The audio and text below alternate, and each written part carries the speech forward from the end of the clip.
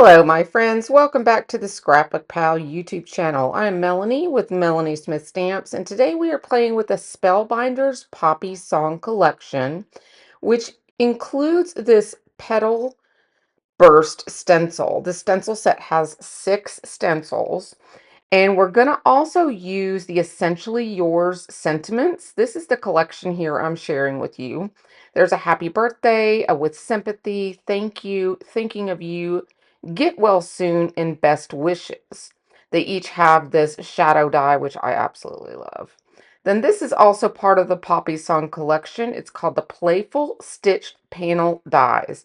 Now this largest die is an A2 size, and we'll be using a smaller one today in the center of our card.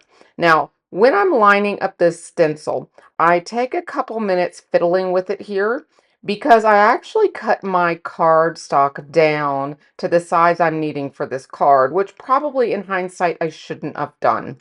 So to make it easier for yourself, I would recommend keeping your cardstock at an A2 size. That will just make lining up with the registration marks on the corner a lot easier for you. Now, this first color we're using is Worn Lipstick. This is a Distress Oxide ink.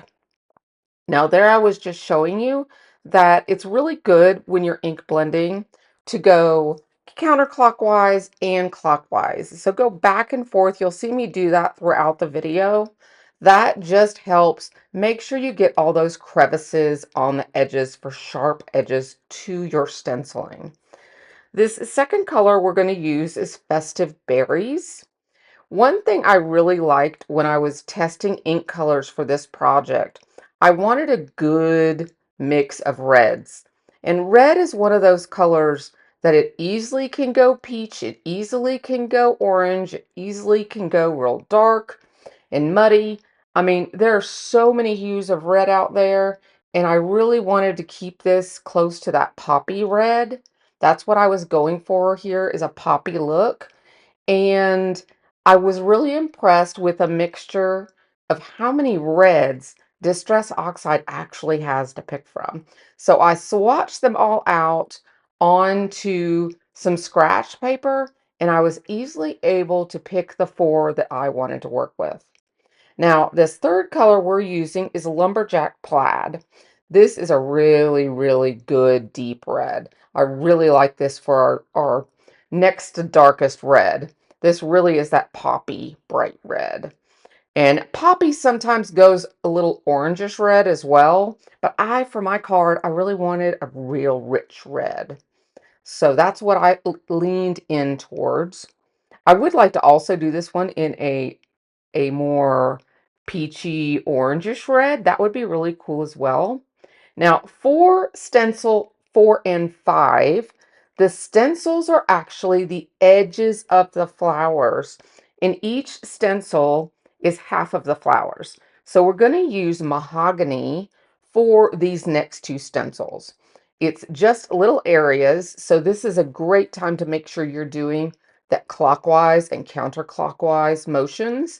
It really helps get into those little crevices, and that makes for a really crisp image. You'll see here as I pull back this, you'll see how this is a dark, dark red, and it just gives those folded over petal shadows on the edges of those petals. So here is the rest of those edges on this stencil number 5.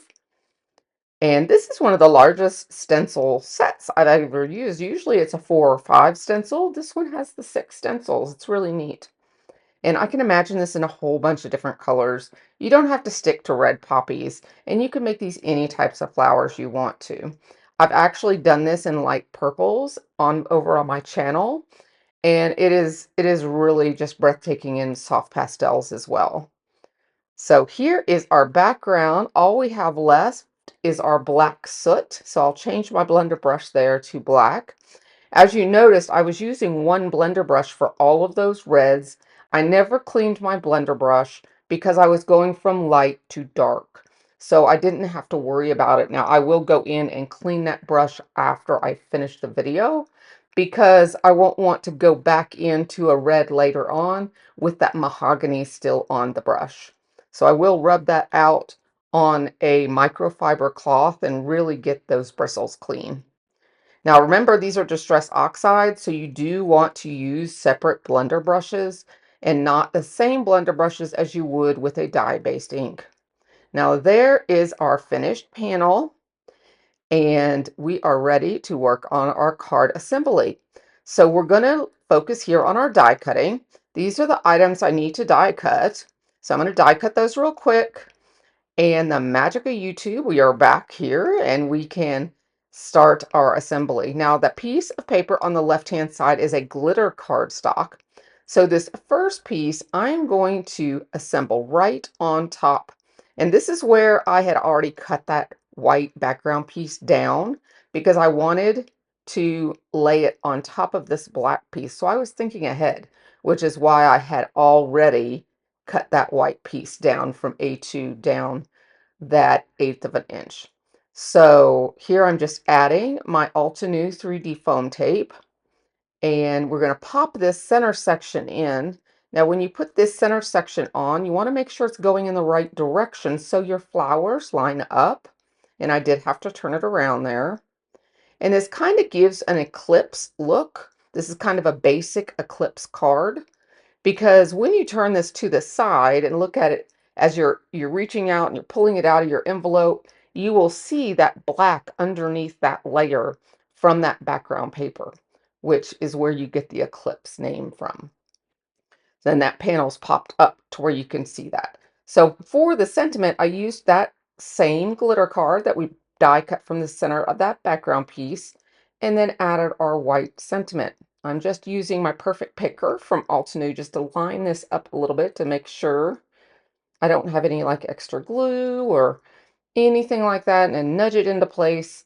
And then it takes a little bit of time for it to adhere to the glitter paper, but just keep pressing and it will be perfect. So now we just need to add that to our background, and I'm going to go ahead and offset it off of the eclipse. It just draws the eye to it a little bit. And this is a very busy card because of how bright and bold it is.